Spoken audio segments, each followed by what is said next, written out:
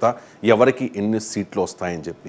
Once again Jagan అంటూ ఉన్నారు YSR Congress party నాయకులు, సంక్షేమ పథకాలు ప్రజలకి చేరువయ్యాయి కాబట్టి ఆ పథకాలు కొనసాగాలంటే వైఎస్ఆర్ కాంగ్రెస్ పార్టీకే ఓటేయాలని చెప్పి ఈసారి పోల్ పర్సంటేజ్ కూడా పెరిగింది. దానికి గల కారణాలని వైఎస్ఆర్ కాంగ్రెస్ పార్టీ ఆ రకంగా అన్వయించుకుంటోన్న పరిస్థితి.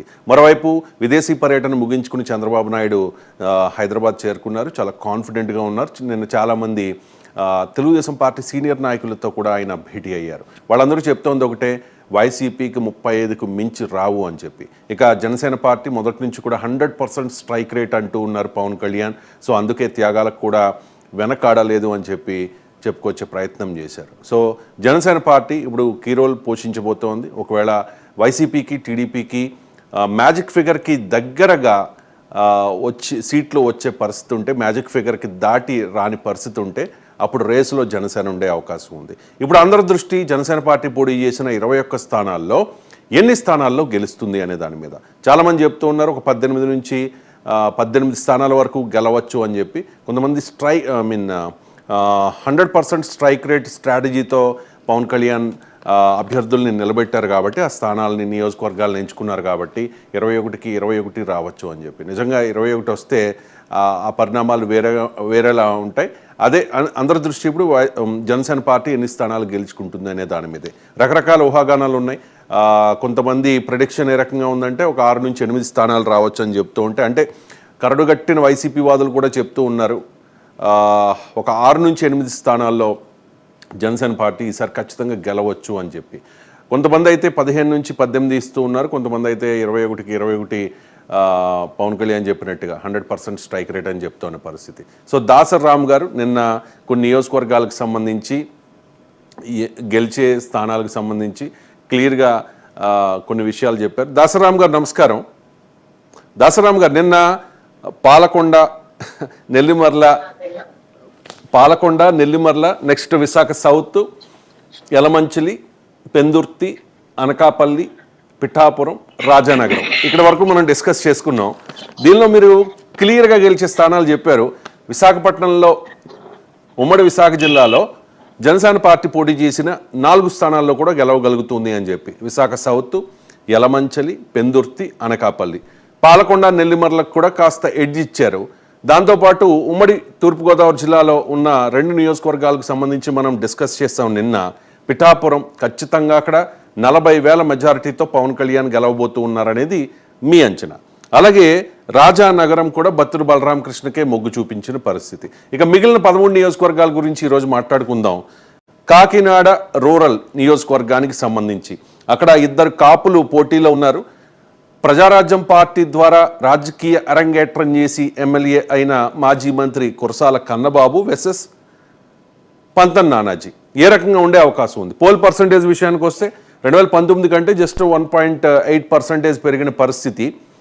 కాకినాడ రూరల్కి ఆనుకునే ఉండే నియోజకవర్గం పిఠాపురం కాబట్టి, పిఠాపురంలో పవన్ కళ్యాణ్ అధినేత పోటీ చేశారు కాబట్టి ఆ ఎఫెక్ట్ కాకినాడ మీద కూడా ఉండే అవకాశం స్పష్టంగా కనిపిస్తోంది. సర్వేలు అయితే చెప్తూ ఉన్నాయి కురసాల కన్నబాబు మీద స్థానికంగా ఉన్న వ్యతిరేకత అవ్వచ్చు, లేకపోతే వైసీపీ గవర్నమెంట్ మీద ఉన్న వ్యతిరేకత అవ్వచ్చు, ఈసారి జనసేనకు వర్కౌట్ అవుతుందనేది చాలా సర్వే సంస్థలు చెబుతోన్న మాట. మీ మాట ఏంటి? ఎందుకంటే మీరు కూడా అక్కడ ప్రచారం చేశారు. ప్రచారం ఇన్ ద సెన్స్ అక్కడ క్షేత్రస్థాయిలో మీరు పర్యటించారు కాబట్టి ఏం జరిగే అవకాశం ఉంది? మరో 5 రోజుల్లో కాకినాడ రూరల్ ఫలితం ఏ విధంగా ఉండే అవకాశం ఉంది? మీ అంచనా ఏంటో చెప్పండి రాము గారు. అందరికి నా వాయిస్ వినపడుతుంది కదండి? క్లియర్ అండి, క్లియర్. అందరికి నమస్కారం. నమస్కారం. నిన్న మనం కొన్ని నియోజకవర్గాలు, విశాఖపట్నం, ఉత్తరాంధ్ర, గోదావరి జిల్లాలో నియోజకవర్గాలు మాట్లాడుతున్నాం. కాకినాడ రూరల్ వచ్చేటప్పటికి ప్రజారాజ్యంలో మాతో పాటు చిరంజీవి గారితో పనిచేసిన కన్నబాబు గారు అదృష్టవంతుడు, తెలివైన వాడు. ఆయన రామోజీరావు గారు తరఫున అప్పుడు ఎన్టీ రామారావు గారు కూడా చైతన్య రథంలో ఈనాడు పేపర్ సంబంధించి విలేకరుపట్నం జిల్లా సంబంధించి నెక్స్ట్ ఏ ఊరు వస్తుంది, ఆ ఊళ్ళో ఉన్న సమస్యలు ఏంటి, ఆ ఊళ్ళో ఉన్న పెద్దలు వాటి ఏంటి మీద మాట్లాడాలని చెప్పి ఒక కాగితం రాసిస్తే ఇంట్లో మరొకరు ఏం చదివు. అంతేగాని వీళ్ళకి రాష్ట్రం మొత్తం మీద వీళ్ళకి అవగాహన ఉండవు. రాష్ట్ర భద్రతా సంస్థలు వీళ్ళకి ఏముంటుంది, ఏం సంబంధం వీళ్ళకి సినిమా ఇండస్ట్రీ.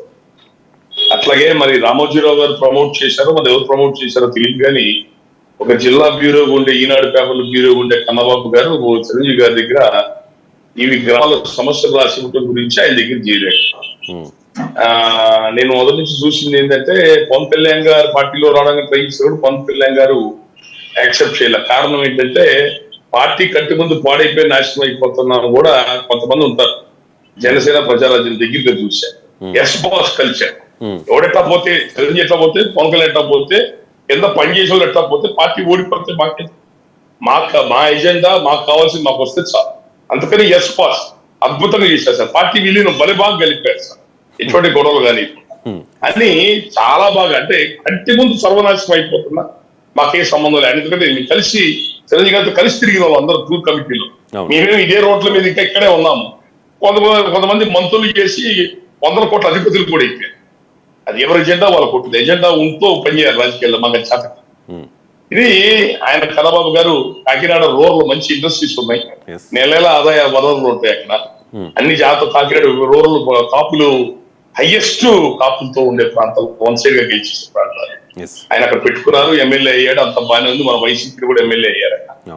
అయితే ఈ అధికారంతో అహంకారం తలకెక్కి అక్కడ ఉన్న స్థానిక ప్రజల్ని చాలా సందర్భాల్లో ఇబ్బంది పెట్టడం, వాళ్ళ వ్యాపారాలను ఇబ్బంది పెట్టడం, రైతుల్ని ఇబ్బంది పెట్టడం, ఇవన్నీ కూడా కన్నబాబు గారు ఈ గవర్నమెంట్ లో అంతకుముందు ఎప్పుడు ఇలాంటివి లేవు. అందరితో బాగుంటాం, సమస్యలు ఉంటే వెంటనే రెస్పాండ్ అవుతాం, పనిచేయడం చేసాం. మరి ఈ గవర్నమెంట్ లో ఏమైందో తెలియదు కానీ ముఖ్యంగా కాపులే అతని యొక్క ఎక్కువ టార్గెట్ అయింది. కాపులే అతనికి తనకి సన్నిహితంగా ఉండి తనకి కుడి భుజాలుగా పనిచేసిన వాళ్ళు చాలా మంది ఆయనే ఇబ్బంది పెట్టడం వల్ల వాళ్ళందరూ బయటికి రావడం జరిగింది.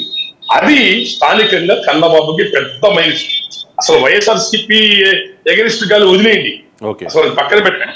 వ్యక్తిగతంగా లోకల్గా కన్నబాబు అంటేనే ముందు పర్సనల్ గా ఇతన్ని మనకి జగన్ ని రాష్ట్రం భరించలేదో నిర్ణయం అయిందో, కన్నబాబు కాకినాడ డోర్లు భరించలేదో నిర్ణయం. అది అతనికి చాలా పెద్ద దెబ్బ.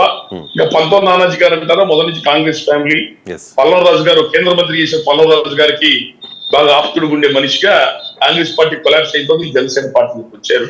ఆయన పెద్దగా ఎప్పుడు టికెట్ అడిగింది కూడా లేదు. మరి అది ఎట్లా, మరి ఆయనకి ఎట్లా ఇచ్చారో తెలియదు. కానీ ఆయన ప్రాంతాలతో సత్సంబంధాలు ఉన్నాయి. ఆ కుటుంబానికి కొంచెం పాత కుటుంబాలు, పెద్ద కుటుంబాలు గౌరవ మర్యాద ఉంది కాబట్టి అందరికి నోటెడ్ పర్సన్, కాంట్రవర్సీ లేని మనిషి కాబట్టి కాకినాడ రోడ్లు బాగా జాతర క్యాంపెయిన్ చేస్తున్నాడు, అన్ని విధాల జాతర క్యాంపెయిన్ చేస్తున్నాడు.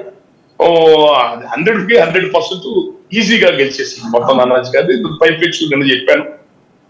పవన్ కళ్యాణ్ గారి ఇంపాక్ట్ 5-6 నియోజకవర్గాల మీద, ఖచ్చితంగా 5-6 నియోజకవర్గాల మీద ఆయన ఇంపాక్ట్ తీవ్రంగా ఉంటుంది. కాకినాడ రోడ్లు, పెద్దాపురం, ఇటు జగ్గంపేట, పత్తిపాడు, పిఠాపురం, ఈ కాకినాడ ఎంపీ సెగ్మెంట్ ఏదైతే ఉందో అన్నిటి మీద విస్తృతమైన ప్రభావం ఉంటుంది. అటు 19 నానాజీ గారి ఎమ్మెల్యే క్యాండిడేట్ కి, కాకినాడ ఎంపీ క్యాండిడేట్ ఉదయ్ శ్రీనివాస్ ఇద్దరికి కూడా కాకినాడ రోడ్లో మంచి రిజల్ట్ అవకాశాలు 100% గెలుస్తారు. మంచి రిజల్ట్. రైట్. అంటే మీరు చెప్పిన కారణాలు, దాంతోపాటు కొన్ని ఫ్యాక్టర్స్ వరిసి కాకినాడ రూరల్ జనసేనదే అనే అంచనాలు చాలా మంది చెప్తూ ఉన్నారు, మీరు చెప్తున్నట్టుగా. నెక్స్ట్